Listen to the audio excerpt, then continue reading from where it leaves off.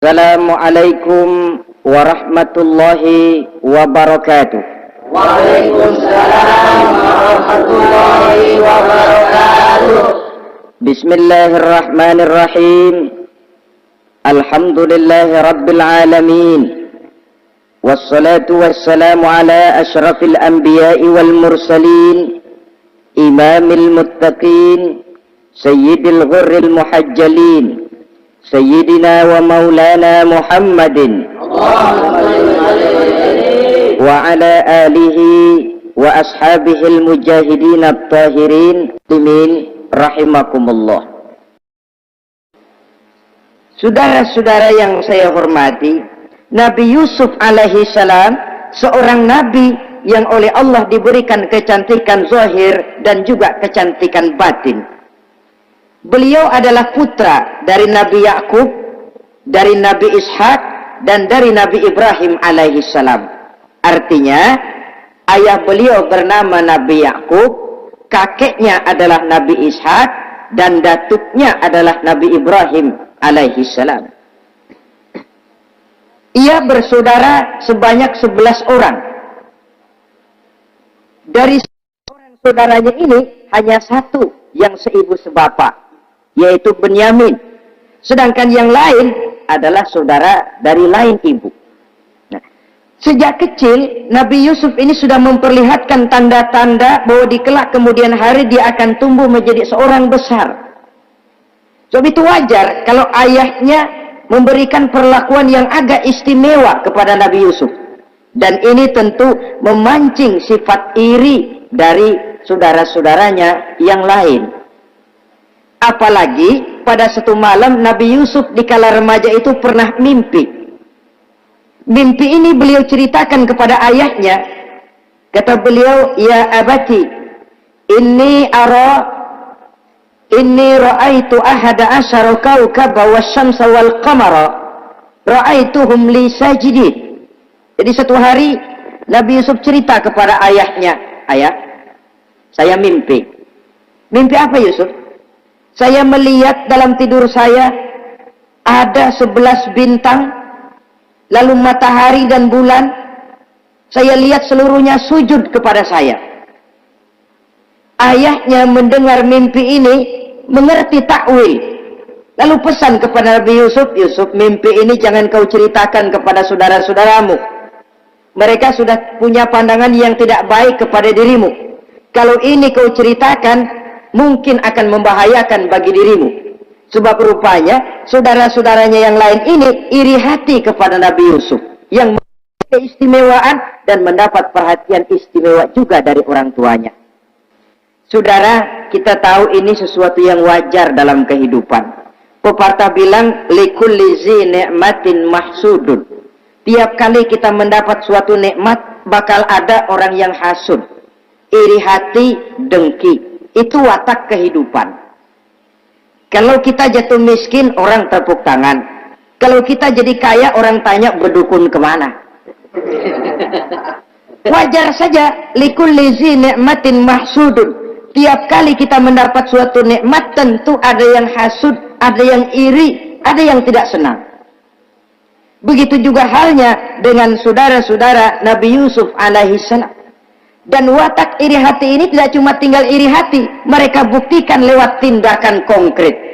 Suatu hari mereka musyawarah, saudara-saudara yang iri ini. Saudara-saudara, bapak kita nggak adil.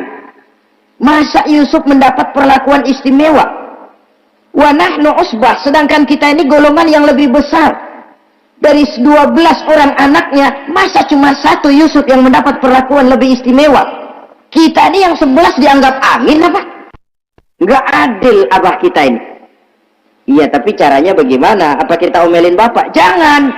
Habis Yusuf singkirin. Kalau Yusuf nggak ada, kan anaknya tinggal kita. Praktis perhatiannya seluruhnya akan tercurah kepada kita. Nah, saya ingatkan bahwa hasud sering mendorong orang untuk melakukan segala macam cara. Artinya orang itu kalau sudah dibakar sifat dengki, iri hati, dia rela melakukan apa saja.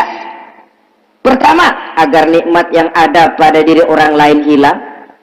Yang kedua, supaya nikmat itu pindah kepada dirinya. Andai kata tidak pindah kepada dirinya, ya hilang sajalah. Jangan orang lain yang dapat nikmat. Ini watak hasud. Ingin nikmat orang lain pindah kepada dirinya, atau hilang walaupun tidak pindah kepada dirinya, tapi yang bersangkutan tidak lagi mendapat nikmat.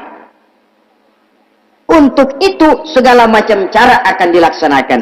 Ini dicontohkan dari usaha yang dilaksanakan oleh saudara-saudara Nabi Yusuf alaihissalam.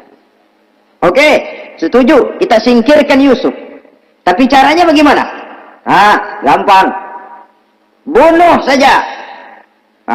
Kalau bunuh sih rasa-rasanya tidak sampai hati membunuh Yusuf. Lalu bagaimana? Kita kucilkan saja dia.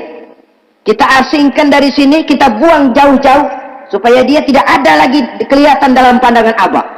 Kalau dia sudah tidak ada dalam pandangan Abah, yang dilihat cuma kita dan seluruh kasih sayangnya akan tercurah kepada kita semua.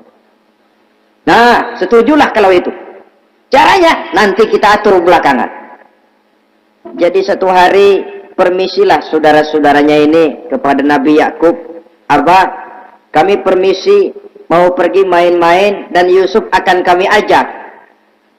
Kata Nabi Yakub, saya khawatir. Nabi Yakub sudah melihat gelagat yang tidak baik, sudah ada semacam firasat.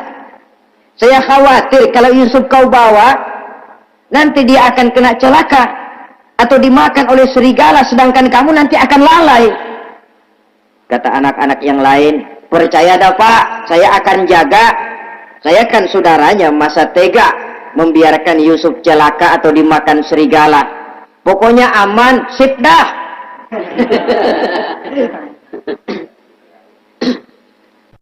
Akhirnya Nabi Yakub mengizinkan. Pergilah 12 bersaudara ini pergi bermain-main. Mula-mula berkejar-kejaran, Yusuf ikut main kejar-kejaran. Lantas buka baju, Yusuf ikut buka baju. Sampai ketika tiba di tepian sebuah sumur tua, rencana yang sudah disepakati itu dilaksanakan. Nabi Yusuf diangkat beramai-ramai, digotong, lalu dimasukkan, diceburkan ke dalam sumur mati itu.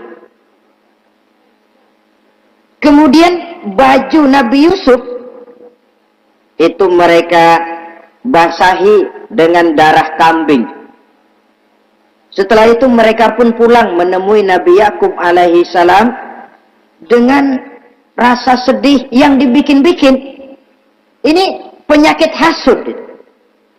Jadi kalau orang hasud kepada kita, begitu kita mendapat kesulitan, dia datang dengan air mata buaya.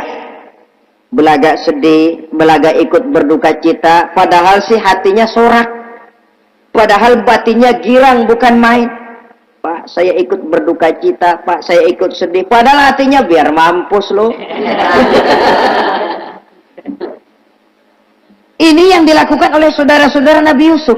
Mereka datang dengan air mata berurai, nangis, Abah. Ketika kami sedang main-main, Abah, kami lupa, kami tinggalkan Yusuf sendirian. Ketika kami balik, kami cuma mendapati bajunya sudah berlumur darah. Barangkali saudara kami Yusuf dimakan oleh serigala. Nabi Yakub tercenung. Ternyata firasatnya adalah benar. Baju Nabi Yusuf itu yang berlumur darah kambing, buatan saudara-saudaranya yang hasud tadi, diciumi dan dipeluk oleh Nabi Yakub. Kepedihan seorang ayah yang ditinggalkan oleh anak tercintanya. Saudara, adapun Nabi Yusuf alaihi salam tercebur di sumur mati itu. Sampai pada satu hari ada khalifah, ada kafilah niaga dari negeri Madian hendak menuju ke negeri Mesir, lewat di tempat itu. Ketika salah seorang mereka bernama Malik bin Zo'ar hendak mengambil air, timba diturunkan ke dalam sumur. Begitu diangkat, ini air kok berat amat. Makin diangkat, makin berat, sampai di atas bukan air, orang isinya. Ada orang di ember. Dia lihat rupanya sangat tampan, elok, cantik. Ini barangkali anak bangsawan ini. Parasnya begini cantik, begini tampan. Ini kalau dijual di Mesir nanti tentu harganya mahal nih. Order nih. Objek. Maka dibawalah Yusuf ini ke negeri Mesir. Setibanya di sana diperjualbelikan sebagai budak belian. Nah, nasib baik rupanya Yusuf ini ketika terjadi pelelangan dibeli oleh seorang pembesar istana, seorang menteri yang bernama Kitfir. Kitfir melihat, ini cantik anak remaja ini. Tampangnya elok, parasnya indah, kelihatannya budi pekertinya pun halus. Kita ambil saja ini, kata Kitfir kepada istrinya Zulaikha. Kita angkat dia jadi anak, siapa tahu nanti dia memberikan manfaat yang besar bagi kita. Baiklah, baiklah. Dan sejak saat itu Yusuf dipelihara di rumah Kitfir dalam istana yang tinggal bersama istrinya Zulaikha. Menurut satu riwayat 10 tahun lamanya Nabi Yusuf tinggal di tempat Kitfir. Dan selama 10 tahun itu tentu terjadi perkembangan baik jasmaninya maupun rohaninya. Dari anak-anak ia berubah menjadi remaja, lalu meningkat ke arah dewasa. Makin matang kedewasaannya, makin tampan dan elok parasnya, makin cantik budi pekertinya, ditempa oleh watak kenabian yang disiapkan oleh Allah Subhanahu wa ta'ala. Sehingga tidak heran ketampanan Nabi Yusuf ini lalu jadi buah bibir di kalangan istana.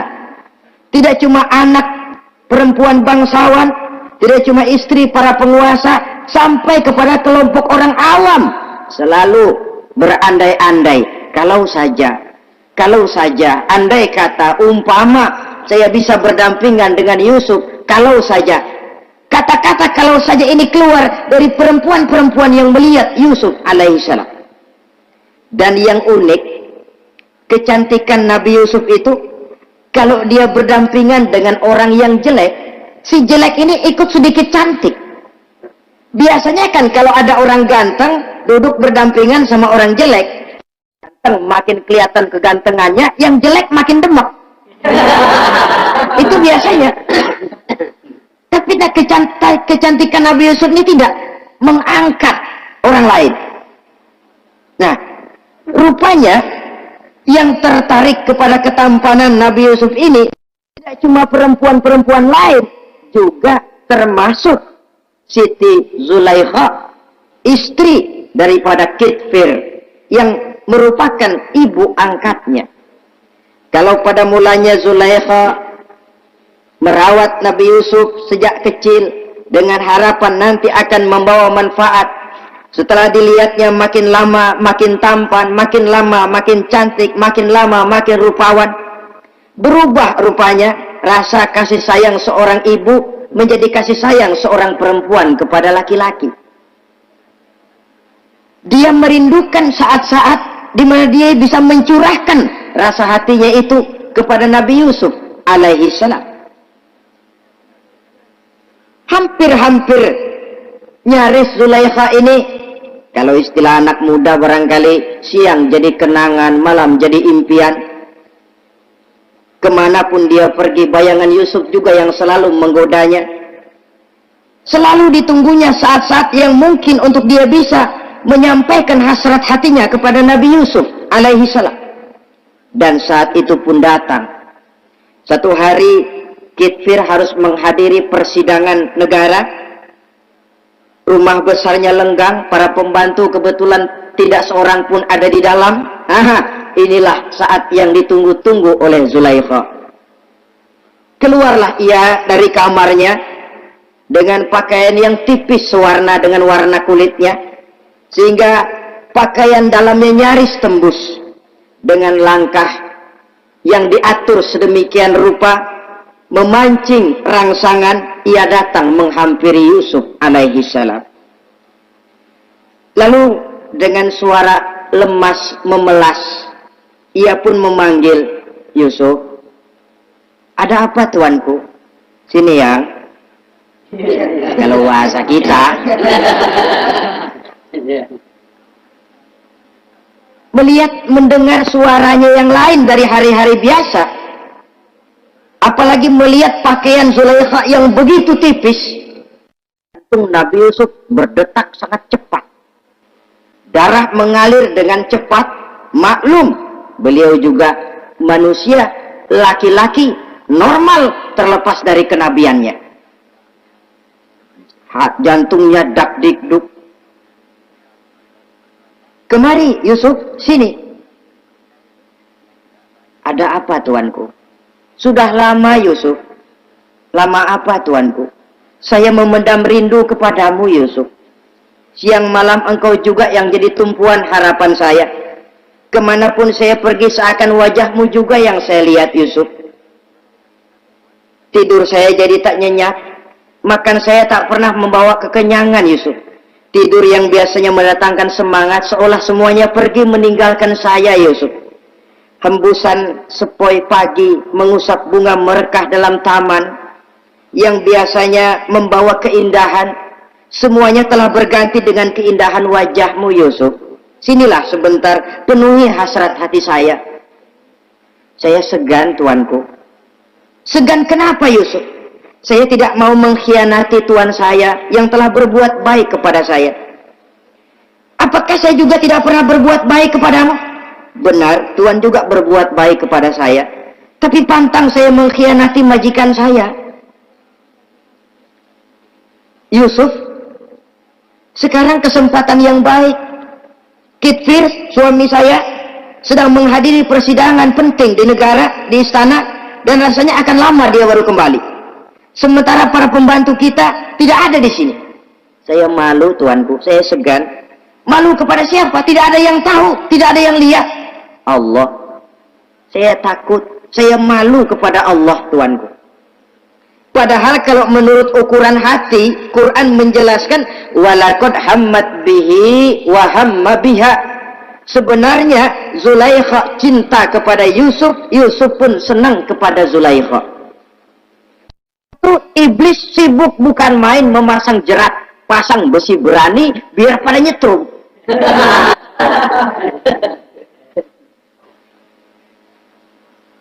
Zulaikha senang Yusuf, Yusuf sebenarnya pun secara manusiawi menyenangi Zulaikha. Walaula an ra'a burhana rabbih. Tapi Yusuf ketika itu melihat larangan Allah, peringatan Allah.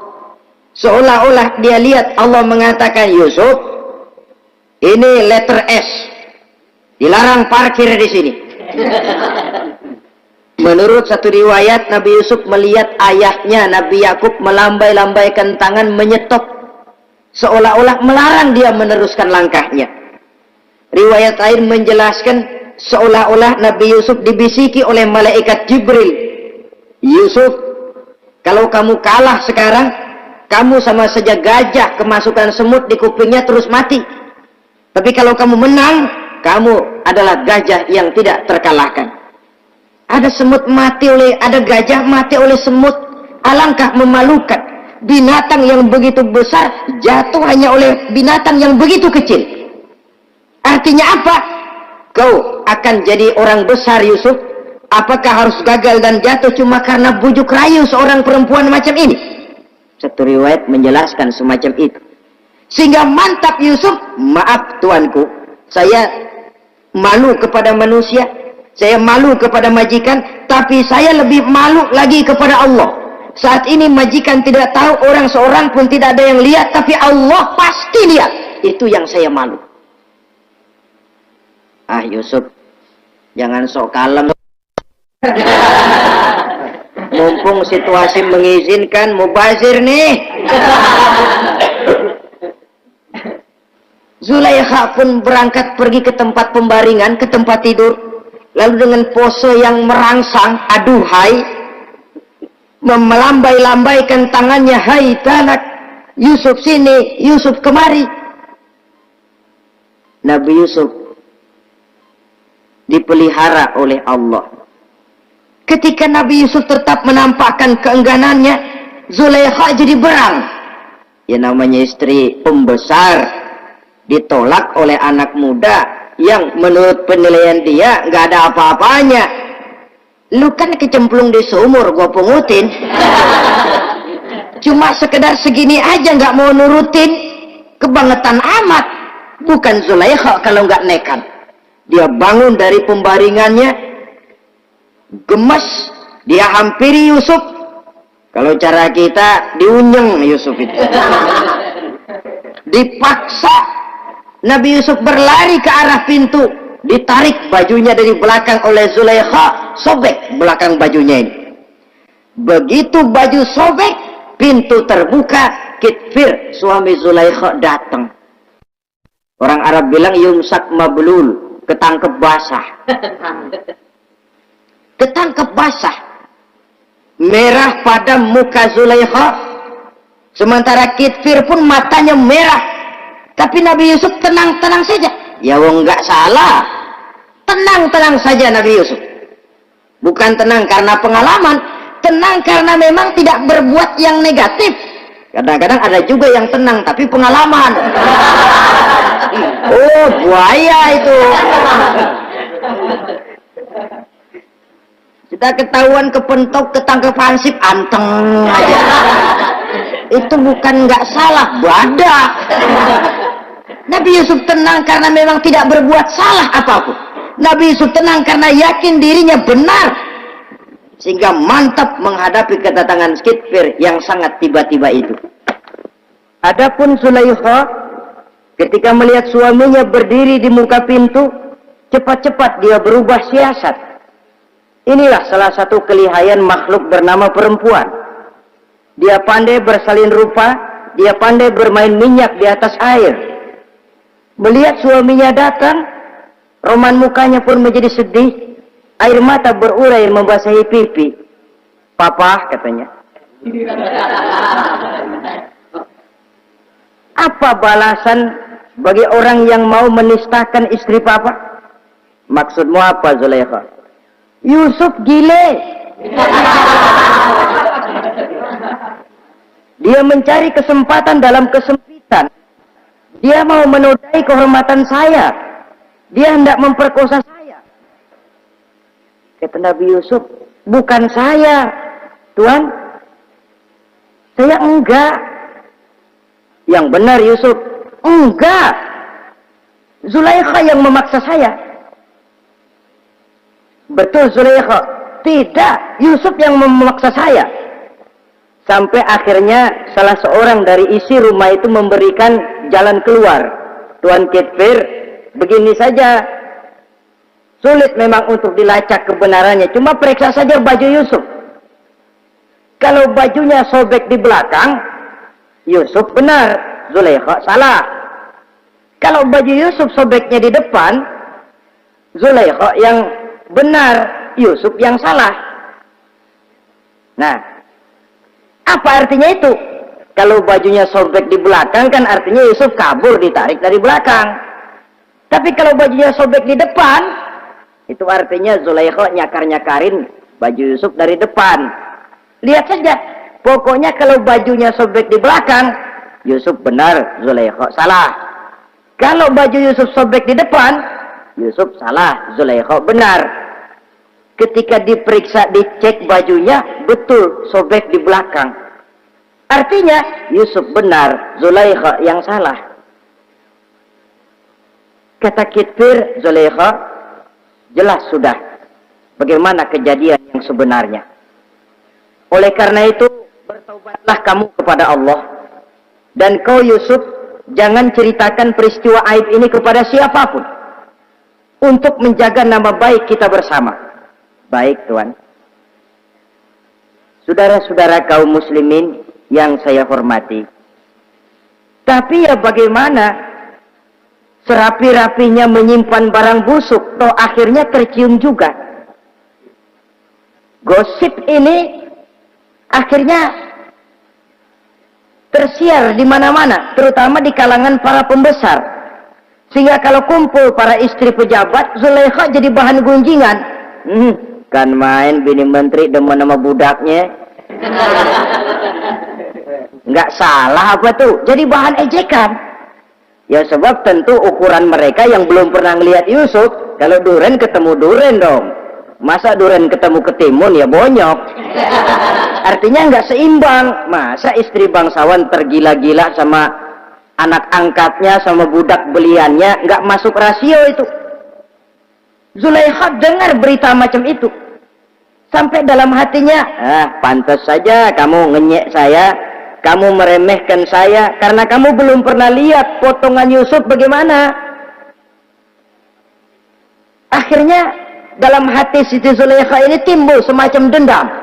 Suatu saat gua kerjain loh. Caranya gimana? Satu hari para istri bangsawan ini diundang ke tempat Siti Zulaikha. Duduk di satu ruangan luas. Setelah duduk dihidangkan makanan. Makanannya aneh. Cuma buah sama pisau. Ketika buah dan pisau sudah siap, satu orang satu, satu orang satu, satu orang satu. Ketika mereka sedang mengupas itu, Zulaikha berkata kepada Nabi Yusuf, Yusuf, kau jalan dari sini ke sana, melintas. Kayak peragawati gitu. Untuk apa Tuhan? Pokoknya jalan aja dah. Nabi Yusuf jalan. Sejak beliau melangkah ke ruangan itu, semua mata perempuan-perempuan bangsawan yang lagi ngupas buah, semuanya tertuju kepada Yusuf. Ada yang matanya emang belok, makin belok. Ada yang ngeliatin campur mulutnya menganga. Apa kata mereka? Falamma ra'ainahu akbarnahu wa qatta'na aydiyahunna wa qulna hasya lillah ma hadza bashar in hadza illa malakun karim. Falamma ra'ainahu, ketika perempuan-perempuan itu melihat Yusuf, akbarnahu, mereka agungkan Yusuf. Wa qulna hasya lillah, mereka bilang, ini sih bukan orang nih. Ini malaikat nih. Bukan orang. Orang segini cakepnya. Artinya belum pernah mereka lihat paras yang secantik dan setampan itu. Akibatnya apa? Nggak berasa mau motong buah keiris tangan. Rata-rata perempuan yang ada di situ tangannya pada luka. Kenapa? Mau motong buah, mata kemana, mulut kemana, tangan kepotong. Melihat itu semua, Zulaikha puas. Nah, kamu baru melihat sekejap. Bagaimana saya yang siang malam melihat Yusuf? Bagaimana saya yang tiap saat hidup bersamanya? Bagaimana saya nggak merindukan dia? Ente yang baru pernah melihat sekelebatan udah motong tangan. Saya yang tiap hari sama-sama dia nggak celeng juga udah pantas. Saudara-saudara kaum muslimin yang saya hormati, akhirnya untuk menjaga nama baik keseluruhannya, Nabi Yusuf pun mengalah.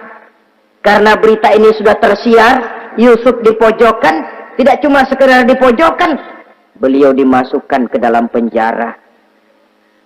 Tapi apa kata beliau? Rabbis sijnu ahabbu ilayya mimma yad'unani ilaih. Ya Allah, kalau memang karena resiko penolakan saya terhadap ajakan Zulaikha menyebabkan saya harus masuk penjara, penjara lebih saya sukai, penjara lebih saya cintai ketimbang ikut kemauan Zulaikha.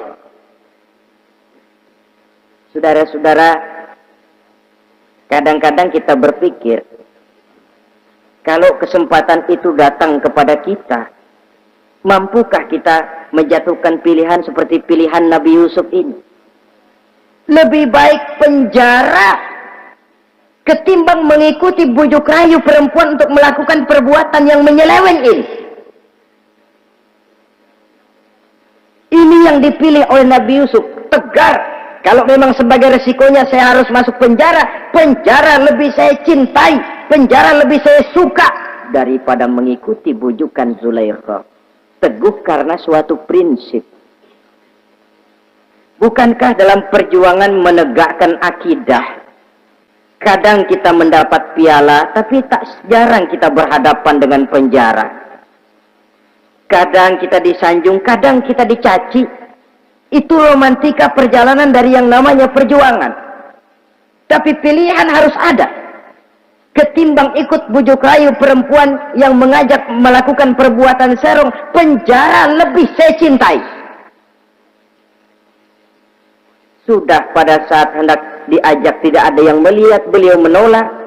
Akibat penolakannya pun masuk penjara, tapi penjara lebih menyenangkan hatinya ketimbang hidup merdeka tapi jiwa terpenjara. Inilah Nabi Yusuf barangkali. Biar badan masuk penjara asal jiwa merdeka. Kita sekarang sebaliknya. Jiwa terpenjara tidak jadi soal asal badan merdeka. Maka jiwa kita sering dijajah. Entah dijajah harta, entah dijajah pangkat dan jabatan, entah dijajah iblis. Jiwa kita yang terpenjara, sementara badan kita merdeka. Nabi Yusuf tidak. Biarlah badan di penjara, asal jiwa merdeka untuk menegakkan sesuatu yang hak. Saudara-saudara yang saya hormati, adapun di dalam penjara itu, Nabi Yusuf satu sel dengan 2 orang bekas pelayan istana yang dituduh menaruh racun ke dalam hidangan yang hendak disajikan kepada raja. Yang satu tukang ngatur minuman, yang satu tukang ngatur makanan untuk raja. Siapa yang naruh racun nggak jelas, tapi dua-duanya ditahan. Nah, sampai satu malam teman satu sel ini dua-duanya ngobrol kepada Nabi Yusuf. Yusuf, kami ini dipenjara karena dituduh menaruh racun ke dalam hidangan yang dihidangkan kepada baginda raja. Siapa yang salah, kami sendiri tidak tahu. Saya nggak ngerasa naruh racun, kata yang tukang ngatur minum. Saya juga enggak, kata yang tukang ngatur makan. Sampai satu malam mimpi. Mimpi itu diceritakan kepada Nabi Yusuf. Kata yang tukang ngatur minuman, Yusuf, saya mimpi. Saya memeras anggur, lalu menghidangkannya kepada baginda raja. Apa arti mimpi saya? Kata yang tukang hidangin makanan, kalau saya Yusuf, saya mimpi menjunjung roti di atas kepala saya, itu roti dipatokin burung. Apa arti mimpi saya? Saudara-saudara, Nabi Yusuf tersenyum.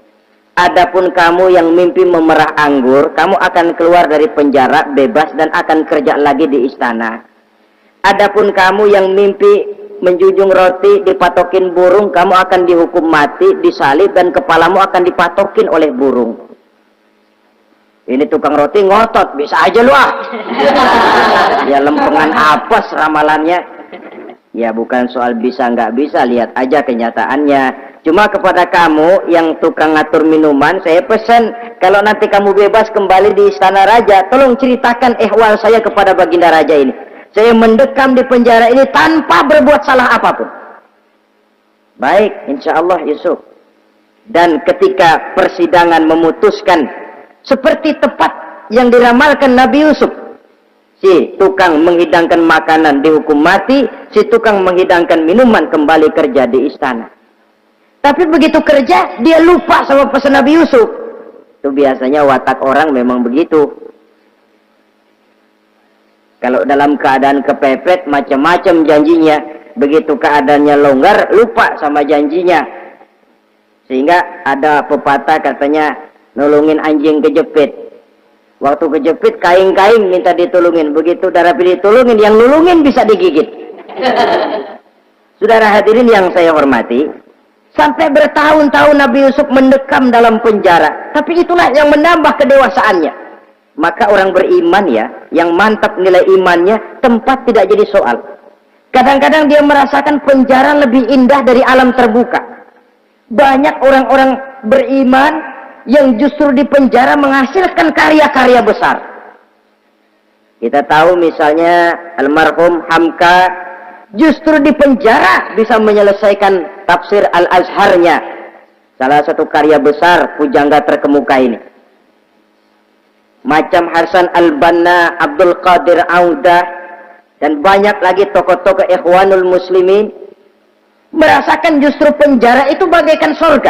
Kenapa? Mereka yakin di penjara untuk sesuatu yang benar, maka tempat tidak pernah jadi masalah. Kalau jiwa merdeka puluhan tahun mendekam di penjara, tidak akan merupakan satu rasa yang lama. Kenapa? Jiwa tidak bisa dibatasi oleh ruangan 2 kali 3 meter. Jiwa yang merdeka tidak bisa dibatasi dengan teralis besi. Jiwa yang merdeka tidak bisa dibatasi dengan dinding tembok yang tebal. Jiwa yang merdeka mengembara, melanglang buana mencari idealisme yang ada dalam dirinya. Itu yang dirasakan oleh Nabi Yusuf alaihi salam. Untungnya satu malam raja ngimpi. Untungnya ini ngimpinya luar biasa. Ada 7 ekor lembu gemuk-gemuk makanin 7 ekor lembu yang kurus-kurus. Lalu ada 7 batang gandum yang isinya gemuk-gemuk. Ada 7 batang gandum yang sudah layu-layu. Nah, pagi-pagi ini seluruh dukun-dukun istana dikumpulin. Para ahli nujum apel menghadap baginda raja. Nujum, dukun, ada apa Tuan Raja? Tadi malam saya ngimpi. Ada 7 ekor lembu gemuk-gemuk memakan 7 ekor lembu yang kurus-kurus. Coba takwilkan apa arti mimpi saya itu. Dukun kata, baru tumben nih, aku dengar mimpi begini. Kata Nujum ditanya Nujum godek. Ah, Tuan Raja itu mah kembang tidur aja kali ah. Tidak seorang pun yang mampu mentakwilkan arti mimpi baginda. Sampai tukang minuman dengar lapor, Tuan Raja, ada apa, Mas? Saya waktu di penjara, ada seorang anak muda namanya Yusuf, dia mentakwilkan mimpi saya dan pas seperti takwilnya. Ah, panggil Yusuf. Dipanggil Yusuf, dibukain pintu penjara, masuk tukang anggur, tukang minuman ini. Yusuf, ente, iya. Kemana aja? Itu dia Yusuf, kelupaan. Iya, kalau kelupaan sehari 2 hari barangkali bisa ditolerir. Kelupaan bisa tahunan. Cuma begitu dengar ada mimpi, pikir tukang minuman. Ah, kali aja ini Yusuf bisa takwilkan, kan jasa saya nemuin Raja sama Yusuf kan. Komisi lumayan. Begini Yusuf, baginda raja mimpi begini-begini, barangkali kau bisa takwilkan, kau dipanggil menghadap Tuan Raja. Berangkatlah Yusuf menghadap Tuan Raja. Sesampainya di sana, mohon maaf Tuan Raja, menurut takwil saya, arti mimpi Tuan Raja itu akan datang satu masa di mana 7 tahun lamanya negara ini subur, makmur, aman, tentram, gemah, repah, loh jenawi, toto tentrem kertora harjo. Tapi akan datang setelah itu 7 tahun lamanya di mana musim kemarau membahana, tanah menjadi kering gagal, rakyat diancam kelaparan. Dan kita harus siap-siap untuk itu. Itu takwil mimpi Tuhan. Caranya bagaimana Yusuf mengatasi krisis kelaparan ini? Ya kita bikinlah gudang-gudang untuk menyimpan makanan. Kalau lagi panen jangan mumpung. Ingat pada suatu saat kita akan paceklik. Sehingga kata orang-orang tua dulu, kalau lagi sehat ingat dong bakalan sakit. Kalau lagi kaya ingat dong bakalan miskin. Semuanya itu milik daripada kehidupan. Tidak ada orang yang ketawa terus dalam hidup. Tidak ada orang yang nangis terus. Semuanya silih berganti, datang pergi, patah tumbuh, hilang berganti. Dunia hari ini bikin kita ketawa, besok dia buat kita menangis. Hari ini dibuatnya kita senyum, besok dibuatnya kita berurai air mata. Hari ini dijadikannya kita kaya, besok dijadikannya kita kere. Pantas kalau orang bilang, wamal hayatud dunya, Allah mengatakan wamal hayatud dunya illa lahun wala'ib.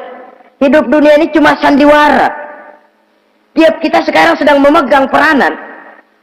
Ketika memegang peranan, ya jadi orang kaya peranan, jadi kiai peranan, jadi jenderal peranan.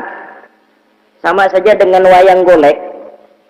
Gatot Kaca yang bertulang kawat, berotot baja, punya ajian beraja musti, gagah perkasa, bisa terbang di angkasa. Hebat perkasa Gatot Kaca. Kapan? Waktu dipegang dalang. Betul apa benar? Gagahnya Gatot Kaca, sakti mandragunanya sang Gatot Kaca. Kapan itu? Waktu dipegang dalang. Begitu peranannya selesai, sama dalang dimasukin ke kotak, diam aja Gatot Kaca. Terbang kek enggak, diam aja. Begitulah kehidupan ini. Gagah kita menyandang bintang 4 di pundak, gagah kita membawa harta yang banyak, gagah kita membawa jabatan ini dan itu. Waktu oleh sang sutradara dimasukkan ke dalam lubang yang luasnya tidak lebih 1 kali 2 meter, nggak bekutik, nggak ada yang lawan. Jenderal yang berbintang 4 dilonjorin, dia yang lihat anteng aja. Habis peranan sudah sampai di situ. Dan itu wajar. Kata Nabi Yusuf, kalau lagi panen, ingat pada suatu saat kita akan paceklik. Jangan giliran panen besar. Di daerah-daerah kita lihat, sudah panen pesta pora. Bukan bersyukur kepada Allah. Tapi kegembiraan itu diwujudkan dalam bentuk lain. Tontonan yang membuat lupa diri, bermabuk-mabukan. Sehingga kadang-kadang kalau di daerah itu katanya kalau musim panen, musim kawin, musim paceklik, musim cerai. Saudara-saudara kaum muslimin yang saya hormati, karena itu dalam satu hadis Nabi ingatkan, ta'arraf ilallah firraha ya'rifka fisyiddah. Ingatlah kepada Allah di waktu kamu senang, supaya Allah ingat kepadamu waktu kamu susah. Kalau waktu senang kita lupa kepada Allah, ya wajar. Kalau waktu susah Allah juga lupain kita. Dalam terjemahannya dengan kehidupan beragama, wa man a'rada an zikri fa inna lahu ma'isyatan dhanka wa nahsyuruhu yaumal qiyamati a'ma. Siapa yang berpaling daripada peringatanku, kata Allah, aku akan berikan dia penghidupan dan kehidupan yang sempit. Sempit itu apa lalu tidak punya duit? Punya duit. Apa tidak punya harta? Banyak harta. Tapi banyaknya harta, tumpukan duit tidak membuat hatinya makin luas. Tidak membuat hidupnya makin lapang. Sempit, sempit, dan sempit. Itu azab. Yang paling celaka, wa nahsyuruhu yaumal qiyamati a'ma. Di akhirat kami kumpulkan dia bersama orang-orang buta. Allahu Akbar. Di padang mahsyar, dikala orang sibuk, pusing dengan urusan masing-masing, buta lagi. Yang nggak buta aja pusing. Mereka teriak-teriak, qala rabbi lima hasyartani a'ma wa qad kuntu basira. Ya Allah, kenapa kami buta padahal waktu di dunia kami melihat? Allah jawabnya enak aja, kadzalika atatka ayatuna fanasitaha wa kadzalika al-yauma tunsa. Rasain dulu waktu di dunia datang peringatanku pada belaga pilon, kamu lupakan, sekarang juga pantas kamu dilupakan. Waktu susah kamu lupa, waktu senang kamu lupa Allah. Waktu susah juga pantas kamu dilupakan Allah. Waktu di dunia kau berpaling dari peringatan Allah, kalau sekarang Allah berpaling kepadamu juga adil. Walaupun kalau Allah mau tidak berpaling juga adil, sebab Allah itu mutlak. Tidak ada yang membatasi apa yang dimaui oleh Allah. Saudara-saudara kaum muslimin, itu pesan Nabi Yusuf. Bikin gudang yang besar, simpan bahan makanan untuk persediaan musim kemarau. Kalau begitu sekalian aja deh Yusuf. Sekalian bagaimana Tuan Raja? Kau saya angkat jadi menteri urusan makanan dan urusan kemakmuran. Tuan Raja, apa enggak terburu-buru? Kau bisa mentakwilkan mimpi saya, bahkan kau bisa mencari jalan keluar. Ini sudah sesuatu yang menguntungkan Yusuf. Mencari jalan keluar ini pemikiran yang menteri saya belum bisa berpikir kayak kamu. Sudah, kau pegang jabatan ini. Nabi Yusuf tidak minta, diberikan. Dan memang ada pesan, jangan memberikan jabatan kepada orang yang meminta. Tuh, kalau orang sudah minta tentu ada pamrih dan ada tendensi. Jangan memberikan jabatan kepada orang yang banyak ngeluarin duit untuk mencapai jabatan itu. Sebab apa? Kalau orang mendapat satu jabatan karena banyak ngeluarin duit, maka pekerjaan pertama yang akan dilakukan setelah mencapai jabatan itu ialah dia akan berpikir, bagaimana caranya biar modal gua pulang. Orang jadi gubernur, jadi menteri karena banyak ngeluarin duit, belum dia sempat kerja buat kepentingan rakyatnya, dia lebih dulu akan berpikir bagaimana duit yang saya keluarin supaya pulang. Sisanya kalau ada, barulah untuk kepentingan rakyat. Itu pun kalau keburu. Saudara-saudara yang saya hormati, Nabi Yusuf tidak pernah minta jabatan. Raja memberikan jabatan itu. Dan tepat seperti takwil beliau, musim kemarau datang, rakyat dilanda kelaparan, lalu berbondong-bondong ke istana mencari bahan makanan. Yusuf langsung mendrop bahan makanan ini. Alhasil saudara-saudara, bahaya kelaparan ini sampai juga ke daerah tempat di mana Nabi Yakub tinggal. Lalu beliau utus anak-anaknya. Saya dengar di negeri Mesir ada seorang menteri muda yang tampan dan baik hati.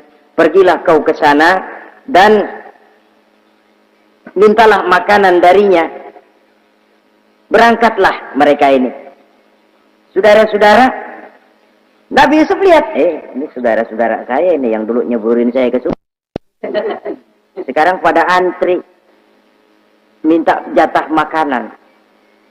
Kalau kita lagi di atas lihat orang di bawah kan enak. Yang bawah kelagapan. Kayak orang sedang berkuasa, namanya lagi berkuasa, ngomong apa juga benar. Orang kalau lagi berkuasa kentut bagus masih. Tapi kalau sudah jatuh, jangankan apalagi buang angin, batuk aja diomelin. Miskin batuk melulu lah. Di atas itu, posisi di atas gampang buat mob. Andai kata Nabi Yusuf waktu itu mau menteror, membalas saudara-saudaranya, kesempatan emas. Tapi memang hatinya, hati yang mulia, jiwanya jiwa yang besar. Diberinya saudara-saudaranya itu makanan, tapi dia tidak memperkenalkan diri dan saudaranya pun tidak mengenali kalau itu Yusuf. Kalau kita kan yang enak, ingat nggak dulu saya diceburin ke sumur, sekarang gantian ya, ayo baris lo, gue ceburin atu-atu. Nabi Yusuf tidak, diberinya saudaranya makanan, lalu pesan, lain kali kalau kemari lagi mau mengambil makanan, saudaramu yang namanya Benyamin bawa ke sini. Tanpa dia saya nggak mau ngasih makanan lagi. Ya sudah, pulang saudara-saudaranya ini lapor kepada Nabi Yakub. Abah, itu menteri pesan kalau kamu mau ngambil makanan lagi Benyamin harus dibawa. Kalau nggak dibawa kami nggak akan dikasih makanan. Nabi Yakub curiga lagi. Dulu Yusuf hilang. Sekarang nih Benyamin ini saudara sekandung Nabi Yusuf. Kalau yang lain satu bapak lain ibu, tapi dengan Benyamin ini satu ibu satu bapak. Ini Benyamin mau digituin lagi. Bagaimana? Pokoknya Pak, yang dulu-dulu kami udah tobat dah, sekarang mah bener-bener banget dah nih. Biasanya sekali lancung ke ujian itu seumur hidup orang nggak percaya. Sampai akhirnya Benyamin pun dibawa ke sana. Saudara-saudara yang saya hormati, terjadilah pertemuan Yusuf dengan Benyamin dan akhirnya saudara-saudaranya ini dijelaskan siapa menteri itu sebenarnya, diminta menjemput Nabi Yakub. Bertemulah Nabi Yusuf dengan ayahnya Nabi Yakub alaihi salam.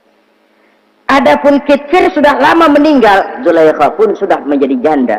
Namun dalam jandanya dia tetap merindukan Yusuf siang dan malam, didambakannya kapan saat pertemuan akan terjadi. Sampai ketika satu hari didengarnya Yusuf akan meninjau satu daerah, dia sudah diri paling depan. Ketika Yusuf lewat, dia nyindir dengan katanya, Maha Suci Allah yang memuliakan orang yang takwa dan menghinakan orang yang berdosa. Merasa ada sindiran, Yusuf nengok. Zulaikha kan? Iya Yusuf. Kitsir bagaimana? Sudah meninggal. Lalu keperluan apa sekarang? Saya cuma memerlukan engkau Yusuf. Saudara-saudara, Nabi Yusuf akhirnya kawin dengan Zulaikha yang cantik, menawan, dan rupanya setelah kawin itulah Nabi Yusuf baru tahu bahwa Kitsir ternyata tidak bisa berfungsi sebagai suami. Dengan kata lain, puluhan tahun Zulaikha kawin dengan Kitsir tetap perawan, utuh, awet.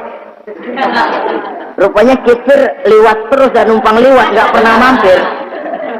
Dan sejak saat itu berbahagialah Nabi Yusuf dengan Siti Zulaikha. Kita ambil hikmah dari riwayat singkat ini. Pertama, kecantikan zahir lebih penting, kecantikan batin lebih penting dari kecantikan zahir. Alangkah lebih baik lagi kalau kecantikan zahir itu berpadu dengan kecantikan batin.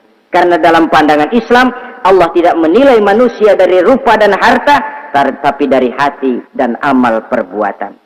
Yang kedua, bahwa ujian dan cobaan yang diterima Nabi Yusuf tetapi dihadapi dengan ketabahan, pada akhirnya menghasilkan kebahagiaan dunia dan kebahagiaan akhirat.